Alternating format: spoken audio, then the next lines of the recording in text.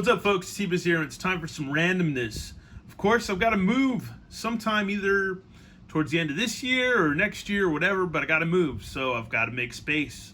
All these Star Wars figures that I have been on card, it doesn't make any sense to keep them on card because one day I'd like to kind of do some diorama stuff, get some more shelves, and when I get settled in a new place, since I've got rid of a lot of stuff, I'm going to be able to just probably do some cool stuff with my figures eventually. But right now, I've got to unlive where I live, and I got to pretty much get prepped and ready to go at any time. But I mean, I have till May next year, but still, I just want to be ahead of the game. Anyways, enough of this blabbing. I'm going to just go into my Power of the Force collection. I thought about getting rid of all these figures, trading them to other people and stuff like that. And then I was like, you know what? Oop, is that a sign? Anyways, I'm going to keep all my stuff. I'm going to keep all my figures, and I figured we could just go I could do random videos where I just take a bunch of these off the cards and we'll go ahead and look at them and stuff and check them out, and yeah, just bust out some figures. All right, first up is this Han Solo and Carbonite. It's crazy, I didn't know there was so much info on this on the back of this card, but yeah, here we go. Han Solo and Carbonite, height including 2.06 meters, status smuggler, pirate, rebel pilot, classification human, affiliation Rebel Alliance, weapon of choice Blastech DL-44 heavy blaster. After escaping from Imperial forces in the Hoth system, Han Solo, with Princess Leia, Chewbacca, and C-3PO, landed on the damaged Millennium Falcon on Bespin's Cloud City for repairs. The four put their trust in the city's administrator, Lando Calrissian, unaware of the dangers awaiting them. A dashing ex-gambler and a longtime acquaintance of Solo's, Calrissian had grudgingly made an arrangement with Darth Vader to betray Solo and his friends. In return, the band would be set free once their capture had lured Luke Skywalker into Vader's grasp. The Dark Lord had no intention of keeping any promises on his order. A carbonite freezing chamber was modified for use on humans, specifically Luke Skywalker, to render him helpless for safe delivery to the Emperor. To test the chamber, Solo was frozen and then turned over to the bounty hunter Boba Fett for delivery to crime lord Jabba the Hutt. He became the favorite decoration of Jabba's palace on Tatooine until a daring rescue attempt led by Luke Skywalker and Princess Leia freed Han and returned him to the enduring cause of the Rebel Alliance. The carbon freezing process was used to store and preserve Tabana gas extracted by Cloud City from Bespin's atmosphere. The gas was mixed with molten carbon and flash frozen for transport to far off trading centers. Solo's experience proved that a human could be successfully frozen in carbonite, remaining alive but suspended in time. Upon release from the deep freeze, a human would experience extreme weakness and temporary loss of sight. Here's some other stuff from this era, this wave, which was in 1996. Yeah, I already graduated high school. That was a year after high school, pretty much. Let's see, figures and vehicles sold separately. There's Dash Rendar's Outrider. This thing's pretty cool. I still want one of these. Electric Rebel Snowspeeder. Actually, I have two vintage ones. Let's see. There's the these little like weapons, like little mini rigs or whatever.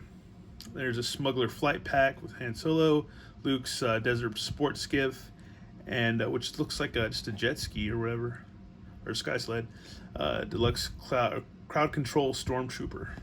There you go. Here's some other lines from Shadows of the Empire. We've got Boba Fett, IG-88, Darth Vader, Prince Xizor, and more stuff from that era. I think it would be Chewbacca the Bounty Hunter disguise, Prince Xizor. Let's see, Luke Skywalker in Imperial Guard disguise, Dash Rendar, Han Solo and Carbonite, Princess Leia and Bausch outfit, and Jedi like Luke Skywalker. Cool, man. Cool beans. We're just going to keep going through these, and then I'll open them up and I'll take them out. Here's next is Grand Moff Tarkin. And this was in the cool foil or whatever, little prism foil or whatever you want to call it. Those are pretty cool. Let's see, height 1.8 meters, commander of the Death Star, classification human, affiliation Galactic Empire, weapon of choice, Death Star, and super laser cannon, Grand Moff Tarkin. And from this wave, this would have been also 1996. You got Hoth Rebel Soldier, Han Solo and Endor Gear, Greedo, Tusken Raider, and AT-ST Driver. There's also Luke's T-16 Skyhopper. I've never seen this one. And Snowspeeder. Some more figures in the wave. And next up we have Luke and Hothgear. Another one with the cool decal. Here's good old Luke.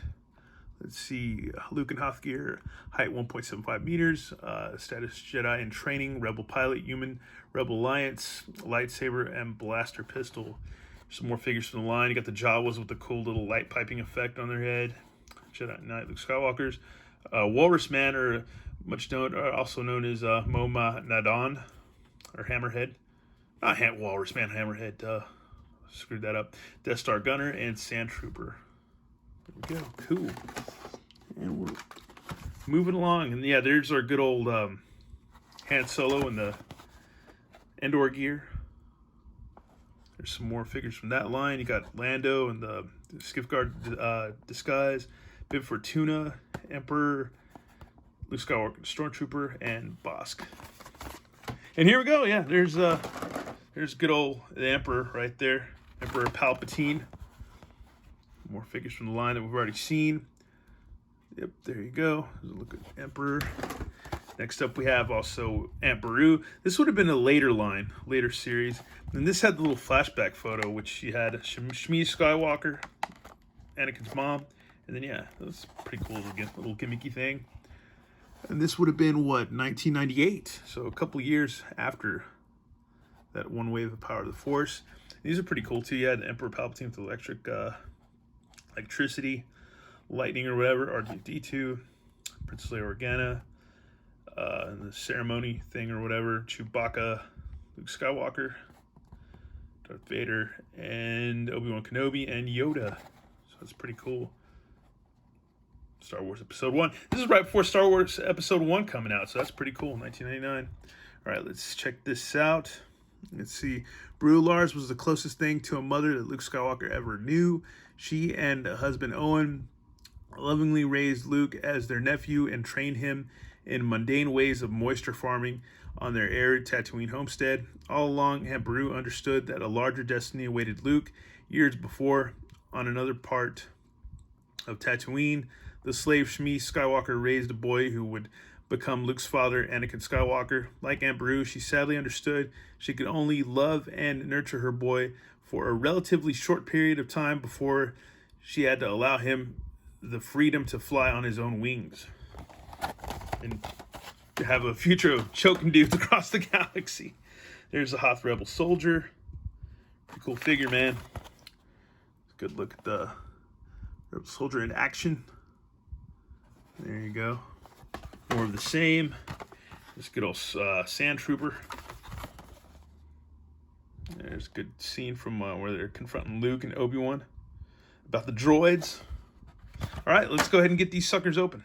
All right, folks, and we're back. We got all these figures out of the cards, and yeah, man. One thing I noticed was back in the day, Walmart, $4.76 for a figure, $4.76 compared to what, $15 to $10 now or so, or at least 14, 15. And then our beloved Super 7s are like $18. And other companies and creators charging way more than that for just this style of figure. It's insane. You should be kind of outraged and pissed off and want to stop collecting after some point. It's like it's really ridiculous. And here's good old Biggie Smalls. He can still hang. That's awesome. Anyways, it's not about him on this video. It's about these figures, man. They were decent figures, these guys. These Power of the Force, man. Take them or leave them, love them or hate them. They were more action figure than their original vintage counterparts. Look how he's all dirty and stuff. He's just not like just a straight white stormtrooper.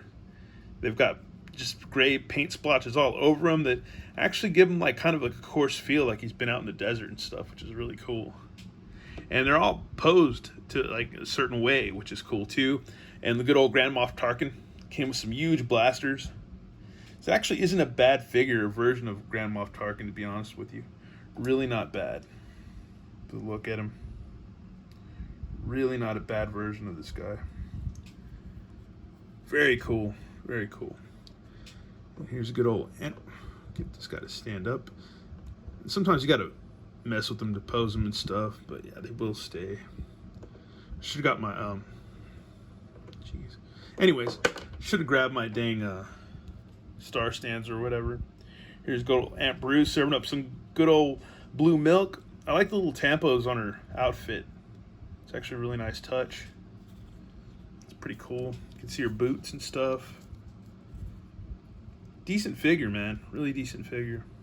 And she could go along with any basic like space diorama, Star Wars diorama. There's a little Treadwell droid. Pretty cool. Simple, but cool. Little crappy droid. Here's Luke in his Hoth gear. It's a decent figure, man. I've got a vintage Wampa. Wouldn't mind trying to find a Power of the Force Wampa to go with this guy. Yeah. Articulation on this guy's pretty cool. You can actually got a waist twist, which makes him better than just a 5P. Makes him a 6P, which is pretty neat. And that's the thing about these. They were more, they had a more kind of an action stance. There's good old Han Solo. Indoor gear. A lot of the same kind of paint splotches like the Sand Trooper has, which is pretty neat. And yeah, you got to kind of mess with these guys to get them to stand. But it's worth it in the end. They look cool.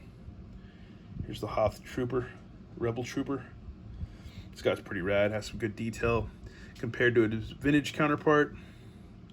It's got a cool backpack that just pegs in.